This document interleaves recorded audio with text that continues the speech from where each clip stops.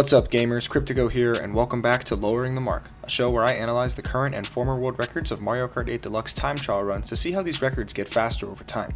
We'll look at elements such as the loadout, racing lines, and mushroom usage to better understand what's bringing these times down. If you haven't already, please consider subscribing to my channel and hit the notification bell to be the first to know when my videos go live. For today's episode, we're speeding it up again and taking a look at the track that's had the greatest glow up in Mario Kart history, Ribbon Road at 200cc. On May 13th, 2017, the world record for this run was set at 1 minute 27.710 seconds by the Japanese player Ren. Fast forward to November 11th, 2019, and the world record was set at 1 minute 17.735 seconds by the French player Army. That's a 3.9 second improvement between records and a 4.8% faster time. Let's meet our racers. Our former world record holder Ren has broken 107 world records across 5 unique runs and has spent 488 days holding at least one world record. Our current world record holder Army has broken 105 world records across 26 unique runs and has spent 552 days holding at least one world record.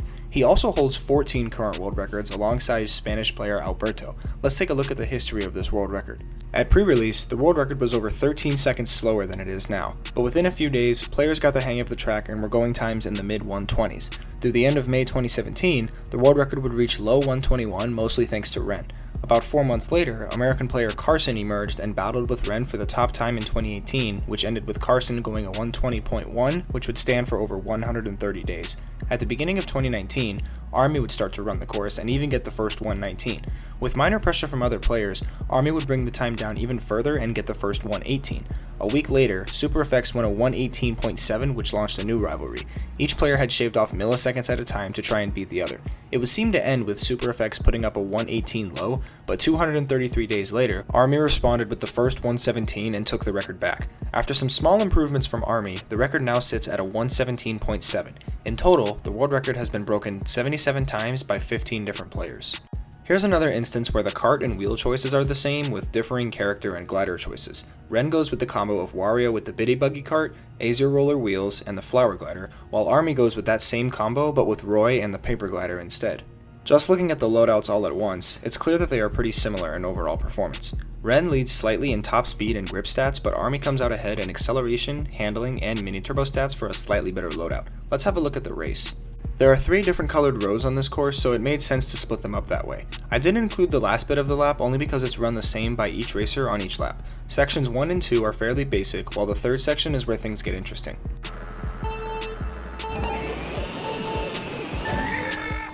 Ren starts off the race with a rocket start and quickly picks up a mini turbo before grabbing the first 2 coins and carrying a super mini turbo into the zipper ramp.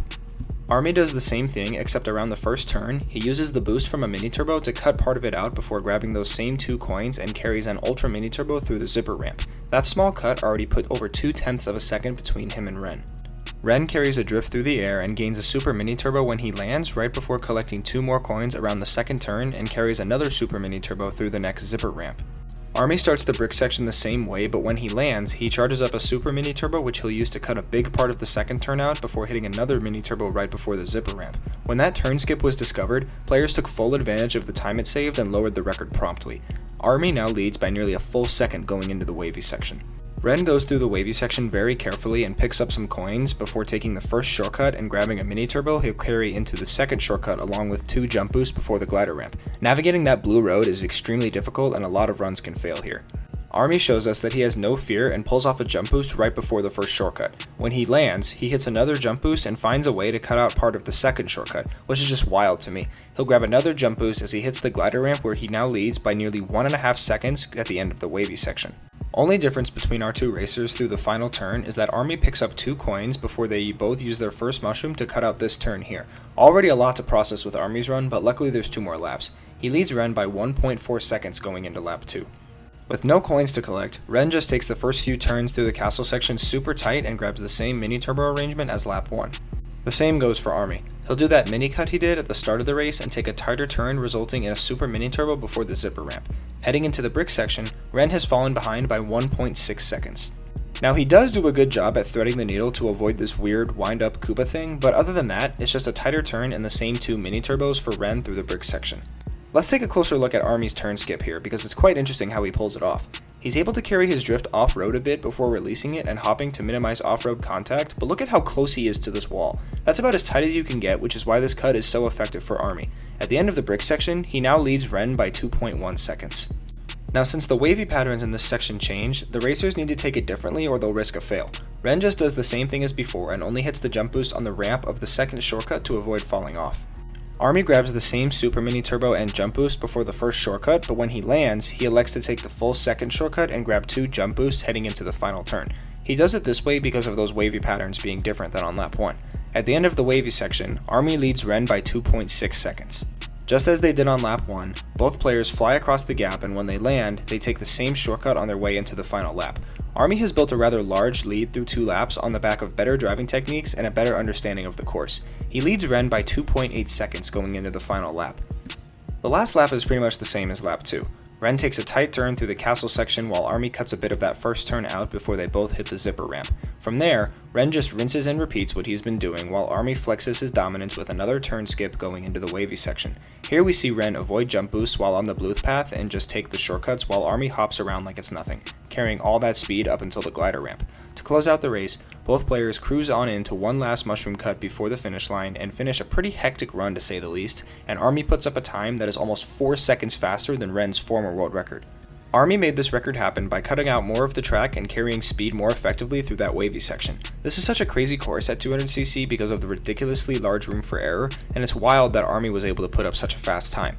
I reached out to him with a few questions, so let's hear what he had to say. What was going through your mind when you broke this world record? I don't really remember, but someone went in my bedroom mid-run and talked to me, lol. What strats are most responsible for you being able to shave off so much time? Ribbon Road has an interesting world record history since I got the first sub 120 back in January of 2019. 1.5 years later, world record is over 2 seconds faster because a lot of new strats came out. For example, a new coin strat, new shroomless shortcut, turn skip, etc. You currently hold 14 world records. Where does this one rank among them in terms of personal achievement? That world record is more important in my eyes because I have such a history with this track. I got the first sub 120, then the first sub 119, and finally the first sub 118. Who knows, I might even be the first sub 117 too. Probably in my top 3 personal achievements.